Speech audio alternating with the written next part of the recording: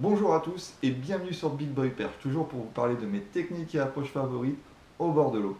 Alors aujourd'hui je vais vous parler de deux sujets, c'est du spinnerbait et du power fishing. Alors pourquoi j'ai choisi ces deux sujets, c'est que ces deux sujets s'accordent très très bien. Le spinnerbait, bon maintenant je pense que tout le monde le connaît, c'est un leurre métallique qui est assez bien distribué en France. Voici la bestiole. Et du power fishing. Alors le power fishing c'est une pratique, c'est pas vraiment une technique. Ce serait presque même une philosophie. Elle a été inventée par les Américains pour les compétitions de pêche au black bass en fait. Et pour définir ce qu'est le power fishing, en gros, c'est faire un maximum de lancers dans un minimum de temps. Alors ça aura comme intérêt en fait, c'est qu'on va couvrir un maximum de terrain pour trouver des poissons actifs ou réceptifs au leurre ou à la technique. Et du fait aussi que le fait qu'on va lancer énormément, on va avoir le leurre qui va rester plus longtemps dans l'eau. Du fait qu'on va couvrir beaucoup de terrain. Et ces deux choses-là font que c'est une technique assez intéressante pour la recherche de nos poissons préférés. Moi j'aime bien utiliser le spinnerbait pour le power fishing, dans le sens où c'est un leurre qui va déclencher des attaques réflexes. Euh, des attaques réflexes, c'est quoi? En fait, c'est le poisson qui va attaquer sans réfléchir. Un peu comme nous, quand on entend le bruit d'un moustique ou d'une abeille à côté de son oreille, on va avoir le réflexe de chasser tout de suite avec la main. Ça peut s'apparenter à une attaque réflexe. Et bien là, c'est la même chose. C'est-à-dire qu'on va jeter, on va proposer un leurre, ou jeter un leurre, on peut le dire de différentes manières, dans la zone de repos, qui est du poisson. Généralement, on utilise le power fishing. Moi, je l'utilise souvent quand le poisson n'est pas actif.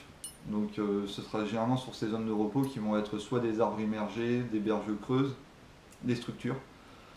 Donc, et le poisson, vu que le spinnerbait est un leurre assez bruyant, qui va faire de fortes vibrations et des flashs lumineux, mais le poisson va s'en saisir assez rapidement sur une attaque réflexe.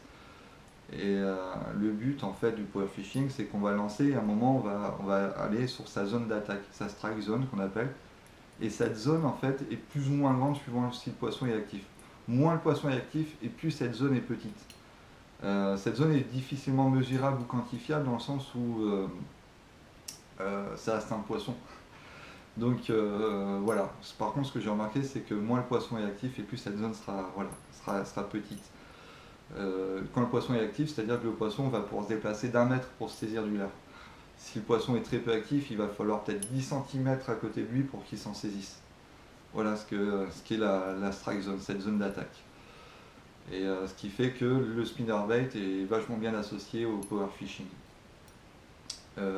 Donc j'ai fait un petit schéma aussi pour mieux comprendre ce que je disais, parce que je trouve qu'un schéma, quelquefois, c'est plus simple, plus facile. Alors, voilà le schéma. C'est-à-dire que... Ah oui, c'est peut-être mieux si je le mets à l'endroit. Nous avons le pêcheur, donc deux zones. On sait que le poisson est peu actif ou pas actif. Donc généralement, il ne va pas se trouver en plein eau, mais il va plutôt se trouver sur des zones de repos, ces zones de confort. C'est-à-dire que ça va être soit des arbres immergés, soit des berges creuses. L'intérêt de pêcher avec un spinnerbait et au power fishing, c'est-à-dire que je vais pouvoir prospecter ma bordure assez rapidement et assez méthodiquement. C'est-à-dire que je vais faire un lancer tous les 1 mètre, tous les 50 cm, mais en, en balayant, en utilisant mon leurre, juste pour balayer ces deux zones. Les autres zones ne m'intéressent pas, vu que le poisson n'y est pas. On sait qu'il n'est pas actif, on ne va pas s'amuser à chercher en pleine eau, à 2 mètres, à 3 mètres, on sait pas. On sait que juste que le poisson, il n'y a pas d'activité, il n'y a pas de chasse, il n'y a pas de visuel, il n'y a rien. Donc, ces deux zones. Donc l'intérêt au spinnerbait, c'est qu'on va jeter le leurre dans les arbres, dans les arbres immergés. Ce leurre va descendre jusqu'au fond du plan d'eau ou de la rivière. Déjà, en plus, sur le fait de descendre, c'est que le leurre va papillonner, sa cuillère va continuer à tourner, ou ses cuillères vont continuer à tourner. Ce qui va faire aussi que ça va pouvoir déclencher des poissons sur la zone 1 ou la zone 2. C'est-à-dire que ça va être une zone aussi, ça va être, pendant cette descente, votre leurre est pêchant, en fait, je veux dire, c'est ça. C'est que votre leurre continue à être pêchant aux yeux du poisson. Donc, l'intérêt de ça, c'est que vous lancez, le spinner balaye cette zone assez rapidement, descend jusqu'à la berge creuse où les poissons peuvent se trouver, et on ramène automatiquement, directement. On ne cherche pas à balayer le fond ou entre deux eaux. à faire de la poésie à droite ou à gauche. Non, directement, le but c'est de balayer vraiment une et deux. Et on fait ça un peu comme un robot. Le but c'est de balayer comme ceci tous les 1 mètre ou tous les 50 cm jusqu'à tomber sur un poisson qui sera actif sur, sur ce type de configuration. Voilà ce qui est ma définition du power fishing avec un spinnerbait. Et voilà, je l'utilise, personnellement, moi je l'utilise énormément quand le poisson n'est pas actif. C'est-à-dire que je vais balayer, balayer, balayer, balayer, mais avec une cadence très très rapidement. Et moi j'ai une préférence en fait sur les spinnerbaits, c'est-à-dire que le problème qu'on va rencontrer, encore une fois, j'avais déjà parlé du spinnerbait sur une de mes vidéos, c'est qu'on voilà, ce qu'on a, le choix qu'on a en France. C'est-à-dire c'est pratiquement tous les fournisseurs, tous les revendeurs proposent ce type de spinnerbait, avec plus ou moins des changements, mais au niveau gabarit c'est les mêmes. C'est toujours des feuilles 3,5, des lames, je veux dire, ou des blades de 3,5. C'est pas forcément, je trouve, le leurre qui va déclencher le plus d'attaques réflexes. Alors c'est pour ça que moi, j'essaye toujours d'utiliser avec de grosses palettes. Ça va pas forcément faire fuir le poisson. Un spinnerbait ne va pas forcément faire fuir un poisson, il va faire fuir un poisson quand on va l'utiliser en pleine eau et que l'eau va être cristalline. Mais vu que c'est un leurre qui est plus ou moins adapté pour les zones encombrées, du fait que l'hameçon soit profilé et est aligné sur l'armature pour réduire les accros, c'est un leurre qu'on peut très bien utiliser, qu'on va d'ailleurs utiliser dans les zones encombrées pour voilà, déclencher les attaques réflexes. Et c'est pour ça que moi, personnellement, je préfère utiliser des spinnerbaits beaucoup plus gros, comme ceci. Voilà, avec des palettes de 6, voire de 7. Et voilà, on peut voir la différence. Et pourtant, ça fait vraiment pas peur aux poissons. Avec ce type de spinner, je fais énormément de perches, de black bass.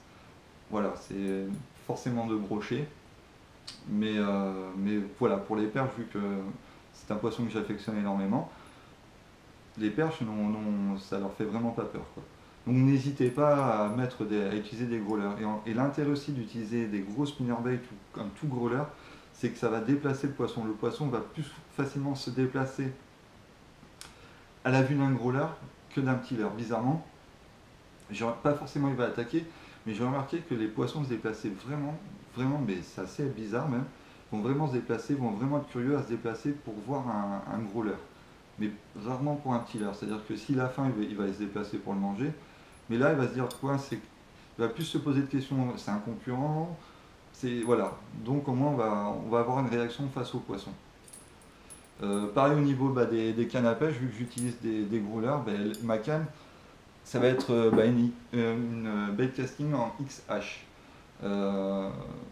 Alors quand on a le choix du poisson qu'on recherche et on sait qu'il n'y aura que du black bass ou de la perche, on peut en bas de ligne utiliser du nylon ou du fluorocarbone ou de l'hybride fluorocarbone nylon en 35 ou 40 centièmes vu qu'on cherche sur des postes très encombrés. Et après, si on a un peu toutes les espèces dans les zones où on pêche, ou du brochet, du cendre ou du silure, je vous conseillerais la tresse. Dans le fait où il va falloir extirper le poisson des zones encombrées, c'est toujours bête et embêtant de casser sur un poisson en lui laissant l'air dans la gueule. Donc voilà, moi personnellement j'utilise de la tresse parce que sur les zones que je pêche il y a du brochet. Mais c'est vraiment par résignation. Parce qu'autrement si je pouvais j'utiliserais du fluorocarbone ou de l'hybride fluorocarbone en ligne mère. Il y a beaucoup plus d'intérêt au final. Donc voilà, j'espère avoir fait le tour du sujet, même si c'est toujours compliqué dans une vidéo de parler d'un sujet complet. Et je vous ai surtout donné envie de voir la pêche différemment sur la pratique du power fishing. Voilà, pensez-y aux prochaines sessions, essayez de prospecter un maximum de postes le plus rapidement possible, sans forcément réfléchir, c'est-à-dire à balayer la zone d'un point A à un point B, jusqu'à déclencher une attaque. Voilà, donc je vous souhaite un très très bon visionnage et je vous dis à plus tard.